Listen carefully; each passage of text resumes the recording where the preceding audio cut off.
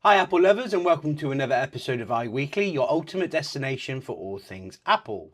Join me every week as I dive into the latest Apple news, exciting rumours and in-depth insights straight from Cupertino. Whether you're a tech enthusiast, a loyal Apple fan, or just curious about the future of technology, this series has you covered.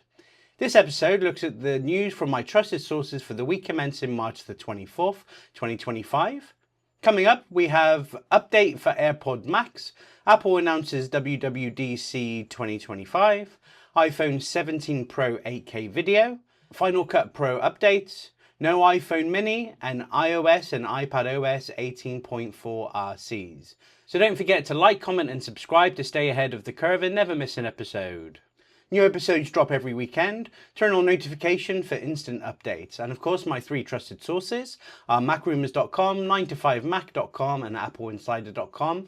Links are below, so go check them out. Now let's start the episode.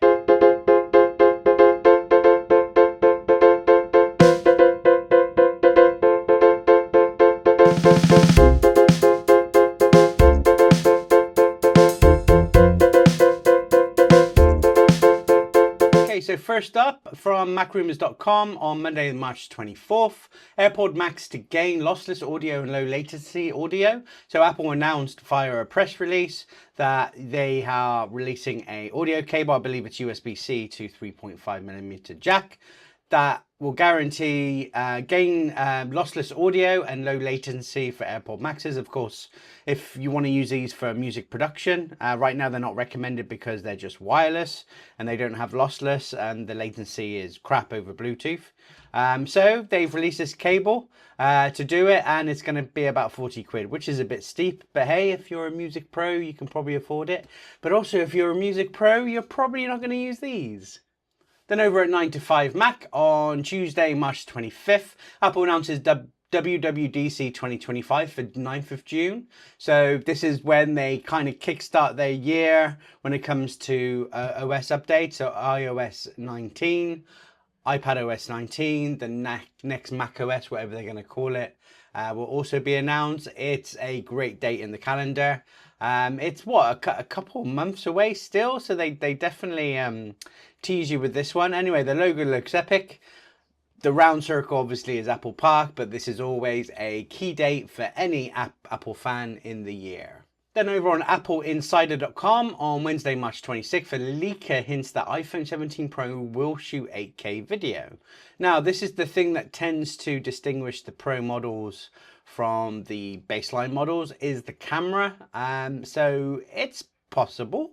8K, is it needed? Possibly. I mean, if they really want, if this phone is for pro artists and they're always trying to push this as a device to record video, then I guess so. Still a little early for iPhone 17 leaks for me. However, the next iOS tends to point people in certain directions for that. It is what it is. Then back over on macrumours.com on Thursday, March 27th. Final Cut Pro 11.1 was released with some color corrections. They incorporated Image Playground. There's a bunch of stuff. You can see the release notes here. But they also updated Final Cut Pro on the iPad as well, which I use to record my tech videos now. And interestingly, I hadn't updated my macOS software, but I did the iPad app. And when I tried to import a Final Cut Pro project to the Mac, it wouldn't recognize it. I had to update my Mac software because I've updated my iPad software. So this is a little tidbit for you. Anyway, Final Cut Pro on the iPad is awesome for that studio setup, but I always do my main edit on Mac OS. And then back over at 9to5Mac on Friday the 28th of March. A Q&A with Mark Gurman. There is no mini version coming. I'm not surprised we haven't seen an iPhone mini since the 13, so now on 3-4 years now. Not surprised. I don't think it's needed. I think with the iPhone 16e and the baseline iPhone, that's small enough. And I still don't think they could give it a decent battery, although the iPhone 16 could change that. But anyway, I'm not surprised. And lastly, on Friday 28th of March, back over at appleinsider.com, Apple released a second candidate beta for the release candidate for iOS 18.4 and iPadOS 18.4. They did one earlier in the week. They did a second one. 18.4 is out next week, along with 15.4 for macOS and all the other ones, the watch, the TV. I run the beta on my 16E, but interestingly, none of these work on the M4 MacBook Air, or I believe the Studio, because they're the newest devices. Anyway, hopefully it will update next week. So that's everything from this week's iWeekly. Be sure to like this video and subscribe to me. Hit that notification bell to be alerted for all of my videos and all of these episodes.